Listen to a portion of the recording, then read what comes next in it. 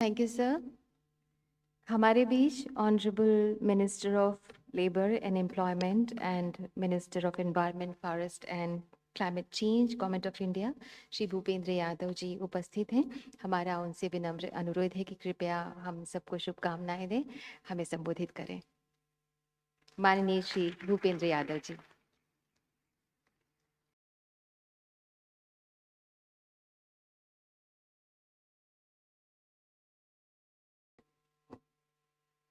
Bar council of India के valedictory programme में मंच पर उपस्थित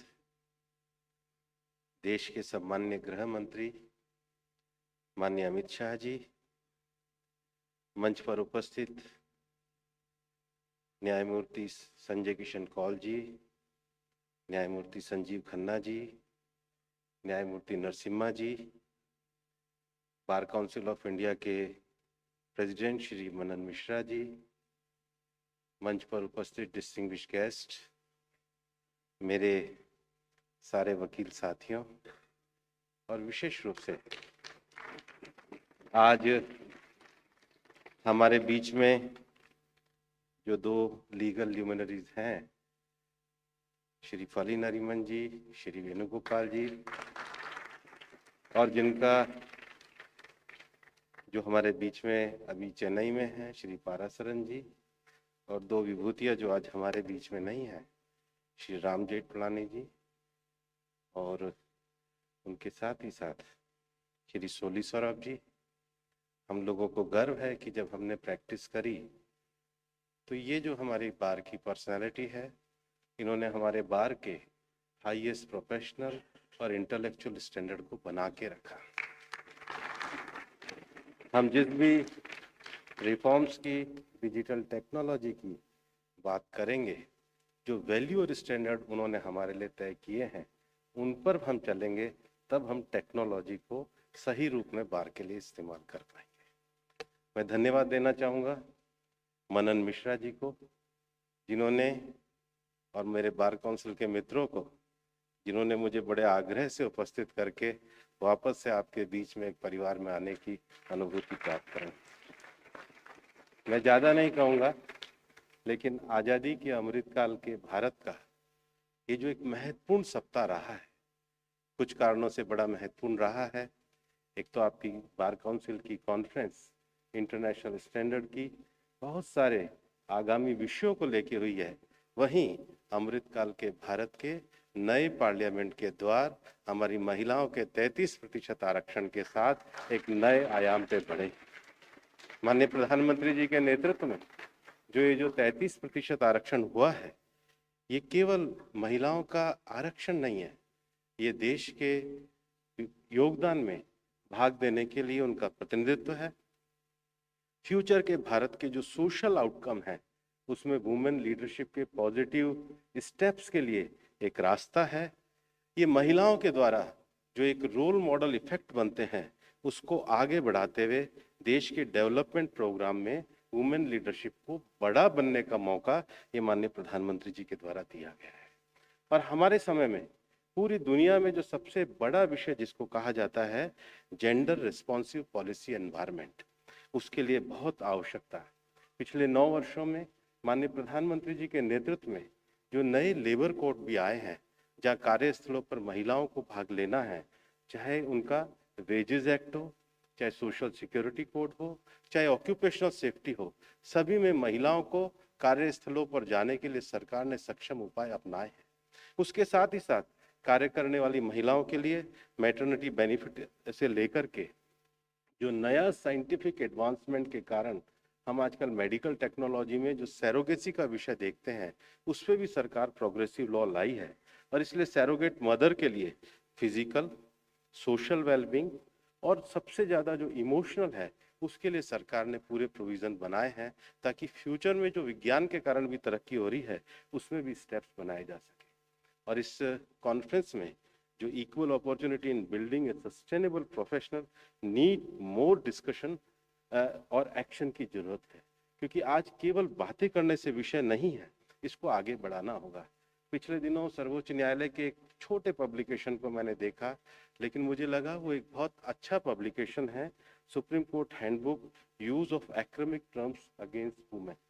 क्योंकि जो भी न्याय की भाषा हम लिख रहे हैं उसमें एकरूपता कैसे है, उसमें जो शब्द हमको इमोशनली महिलाओं को टच करते हैं उसके बारे में लैंग्वेज क्या होनी चाहिए, इसको लेकर एक जो नया हैंडबुक निकला है, मुझे लगता है कि बार काउंसिल ऑफ इंडिया को भविष्य में इस तरह की टर्मिनोलॉजी कोर्ट को और बार को अन्य विषयों में भी ले जानी होगी। माननीय प्रधानमंत्री जी ने कल हमको संबोधित किया, भाषा के विषयों पे भी संबोधित किया, और इस समय जो भी नया कानून बन रहा है उसकी लेजिस्लेटिव ड्राफ्टिंग बहुत महत्वपूर्ण है। सरकार के द्वारा लेजिस्लेटिव ड्राफ्टिंग पे बहुत जोर दिया जा रहा है, क्योंकि लेजिस्लेटिव ड्राफ्टिंग के दो अर्थ हैं, मीनिंग और एसेंस।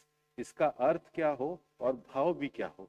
जो भी लेजिस्लेशन आज हम लिखने जा रहे हैं उसका लेजिस्लेटिव चैलेंज भी ये है कि वो अलग अलग राजनीतिक और सामाजिक परिस्थिति में एक लंबे समय तक भविष्य के लिए उसका उपयोग कैसे होगा।